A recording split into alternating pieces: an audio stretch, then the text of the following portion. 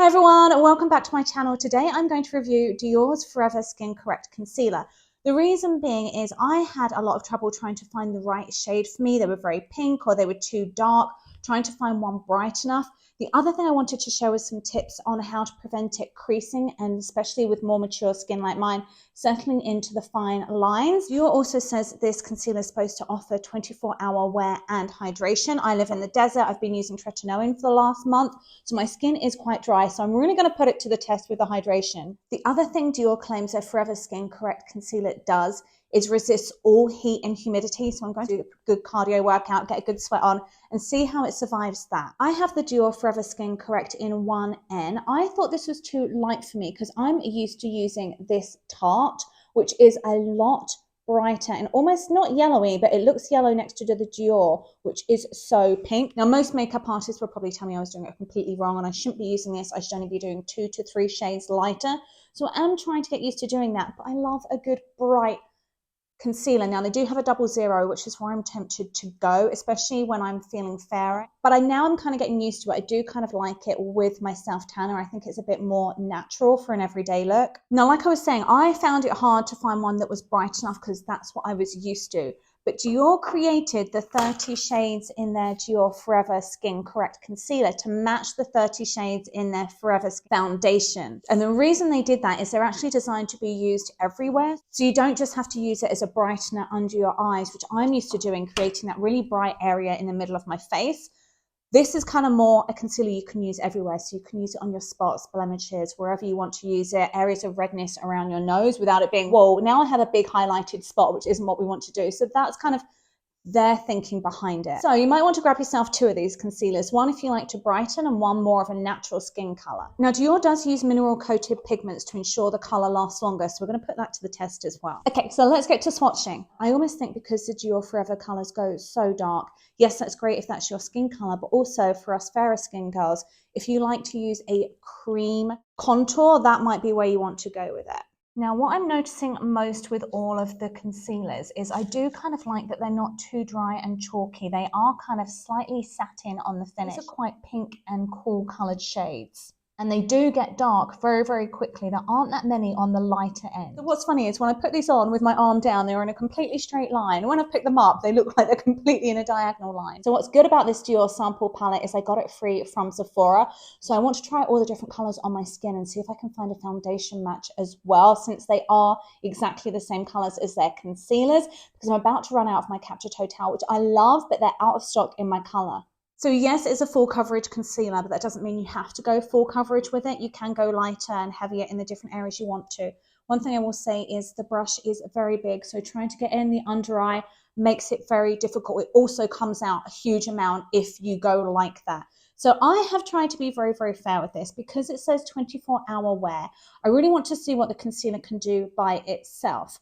But obviously the rest of my makeup won't hold up without primer, without setting spray. It's not all designed to do with that. So I have done one side of my face with primer, one side of my face without. I'm going to use setting powder and setting spray on this side and not on that, because I really want to see how good the concealer is on its own. It's not to do makeup without primer and setting spray because I think you need it for the rest of your face. It's just to see if the concealer does what it says it would. So what I suggest doing is using a brush that's a lot smaller like this, dabbing it and building the coverage very, very slowly. Because like I said on aging skin, less is more. I tend to just find the areas that look darker to me rather than doing the whole kind of sweep under the eye. I'm also going to do down here and here. I wouldn't normally, but I really just want to see how well it holds up. Is it going to crease or not throughout the day?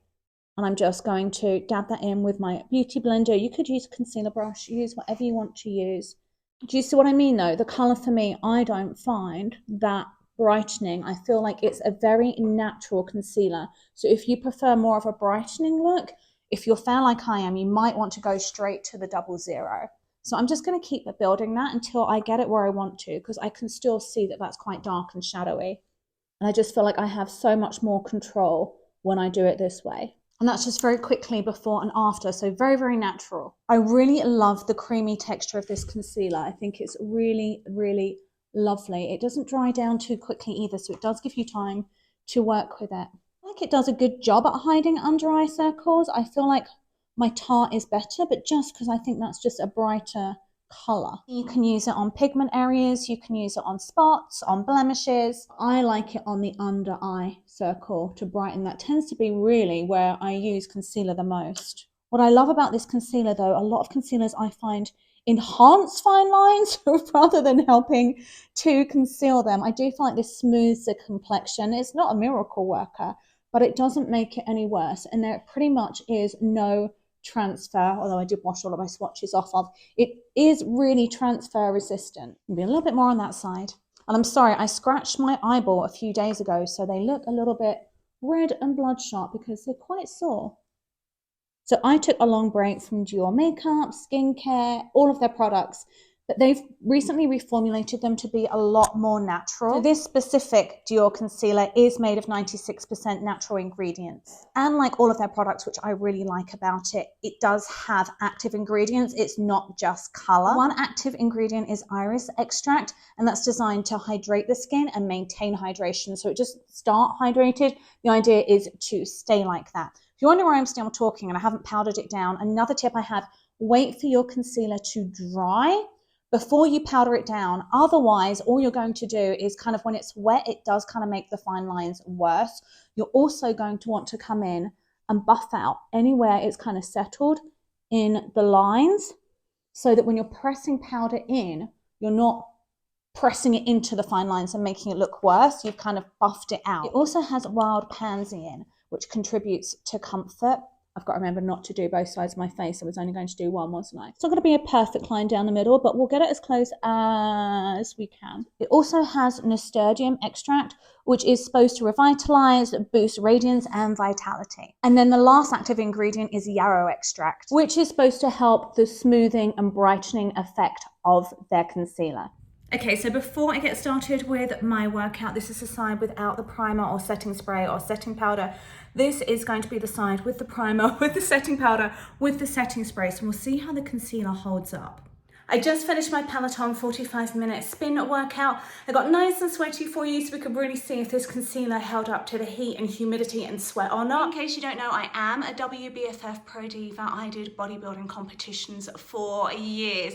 If you want to know more about that, let me know. Maybe I'll do a YouTube video on my bodybuilding experience. So this is how the concealer held up. I'm gonna go downstairs and do it in better lighting. I just wanted to do it in the same lighting to compare apples to apples. So this is how the Dior Forever Skin Correct Concealer held up after my 45-minute cardio workout. So this eye was the eye with the primer, setting powder, setting spray. This was without. Now I think the concealer held up really well without anything else. I don't think there's much difference between the eyes. Do notice on the rest of the face though, so I definitely feel like you need a primer and a setting spray because it did start to crease right around the mouth on that side. I just wanted to show you that versus on this side it didn't, but that's a really easy fix. I would just go in and buff out any creases. There were some very, very slight settling. I mean, I'm having to get really, really close to you to show you under the eyes, but nothing major. Yes, I'm definitely very impressed with how the Dior Forever Concealer held up working out. I'm also impressed with how easy it is once you get in there just to rebuff out the creases. You could do that, and then if you wanted to go in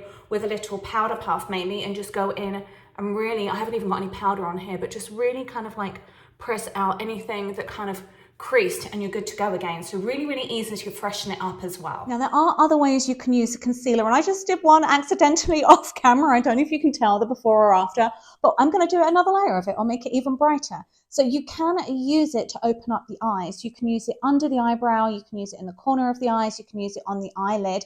This is when I would recommend going with a brighter color than I have. So the color I have, the 1N, is just going to, I don't even know if you'll be able to see it because I have already done it, but I'm just going to show you kind of the basics of it. If you go underneath the brow, it's also really good for cleaning up the brow line after you've done your brow makeup.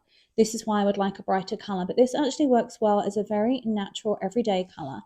And then use your finger to just kind of press that down into the arch. That gives you a nice little pick up the top. And because I have hooded eyes, it does just give it a really nice accent. You can also use it in the corner of the eyes just to kind of brighten and make the eyes look more awake in the corner. Now, in saying that, I would always go in with kind of a nude eyeshadow afterwards just to set everything in place with my very used pack, and I would just kind of go underneath the eye there. Nothing major. I don't want it to be bright, white, popping, but just something very nice, light and pretty. So hi, if you're new here, I'm Eve. I'm a luxury beauty blogger and YouTuber. I own Dior's Custom Cosmetics, which is in Walmart, and the Custom Lipstick Lab in Vegas. So I know a lot about formulas. I don't make concealer. That's why I'm reviewing this. So I'm smelling it because a lot of people are sensitive to formulas, and if you're putting it around your nose, obviously you're going to smell it. This, I would say, is fragrance free. Even a lot of things that say they're fragrance free aren't. The reason being, and I own Dior's Custom Cosmetics Lab, like I said, and we offered the option to add scent and fragrance, because sometimes, even though there's no fragrance in there, what you're smelling is the pigments and other ingredients in there that might have some kind of natural smell, but that gives some kind of a smell. It's not completely fragrance free. This is fragrance free. I don't smell anything in this. So I think it's really good if you're sensitive to fragrances. So application wise, it's very creamy. It was easy to apply. It gives you a little bit of time to work with it. It doesn't dry down too fast. It doesn't dry and crust underneath, and it is quite luminous. I just wish it was more brightening, but that's on me. I'm on 1N. I'm going to go up to 00. One tip I have, when you are finished with everything else, just come in and take out, just gently, anything that's settled into the fine lines, because I do feel like during the makeup application, it does start to settle into those fine lines, and then just I tend to press into my powder pot, tap off the excess, and then just very gently come back in and do that. That's why, sorry, you can see the contour on that side more because I haven't powdered over it. I was trying to just do one side of the face. So I look a little crazy, but we should see the results really well. And then we're going to finish on one side of the face with the Dior Forever Fix setting spray. You get a decently good straight line. And we'll see how that holds up today. Let's take it outside. I want to show you in the natural daylight as well. I'm going to come outside, but not in the sun, because you know I have very sensitive eyes. But we'll come over into the shade just to show you quickly. So obviously I'm not expecting miracles. I am expecting it not to enhance my fine lines. I don't want it to make them worse, but I'm not expecting it to make them better. I just don't want it to settle in and be like, hi, here are all my lines. When I'm not smiling, it's not bad. Obviously, when you smile, suddenly everything looks a lot worse.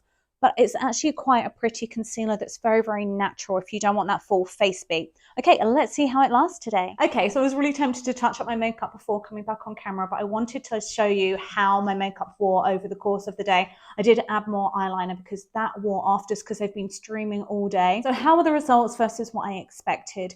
It didn't really brighten or lighten under my eyes. It did conceal the dark circles, but I think I really need to go to that brighter shade to get more of that brightening effect. Does it settle into facial lines? I don't feel like it really did over the course of the day, but if you do see any creases throughout the day, I would honestly just go in with a damp beauty blender really, really lightly, like I have got on my forehead, really just kind of lift, get everything out of the creases, then go in with some powder. Now I'm going to put powder on both sides of my face and powder up. The only thing that didn't last throughout the day is my nails, because I just use stickers today rather than glue. The stickers never work well. The glue is really what you need to use. And then I would just go in with something like that just to buff everything out. But I think it lasted really well for the day, to be fair.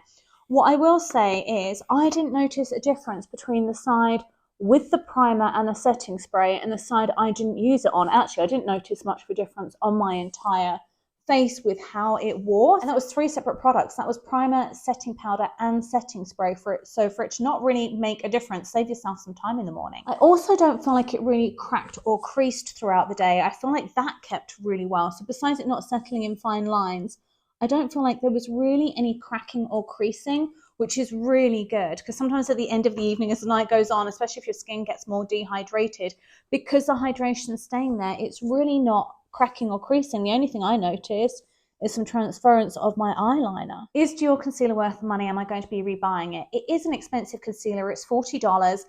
But in saying that, I feel like a little goes a long way, and I think once you find the right shade, you're going to be happy. For me, I personally know I like a brighter, lighter eye, so I'm going to go up to that 00, play with that. I'll create a YouTube short, so I haven't got to do another whole long video on that, just to kind of like show the differences and to see if I actually really like the 00 or not, or if I'm sticking to this 1N. Okay, I'm going to link everything I used, including the foundation, because I love this foundation. It's Dior Capture Total, in the description below. If you've used this, if you found a color that worked for you, let me know. And it wouldn't be one of my YouTube videos without one of my fur babies. Thank you so much for watching. If you like this video, don't forget to give it a quick thumbs up and subscribe.